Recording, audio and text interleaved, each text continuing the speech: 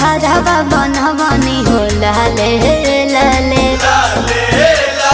सढ़िया टिकुलिया महावर लवनी हो लाले लाले।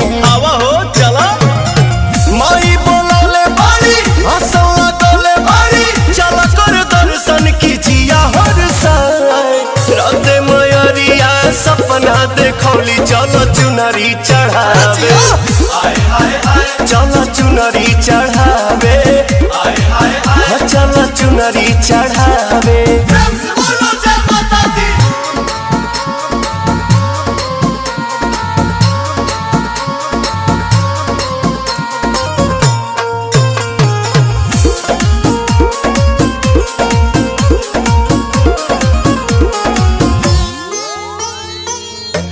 काला सारा खायल दियारी जगमग जाता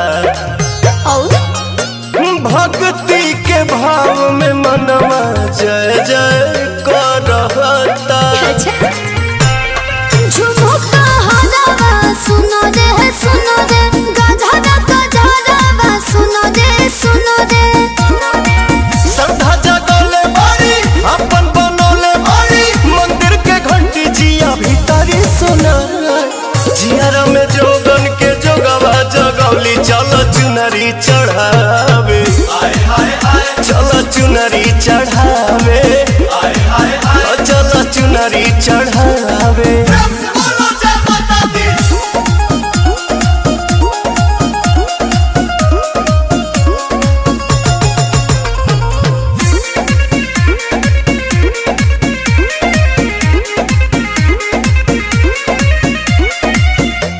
माई के चरण के धुरिया लीला रसजी पाँव के पायलिया मन के आंगन बजी।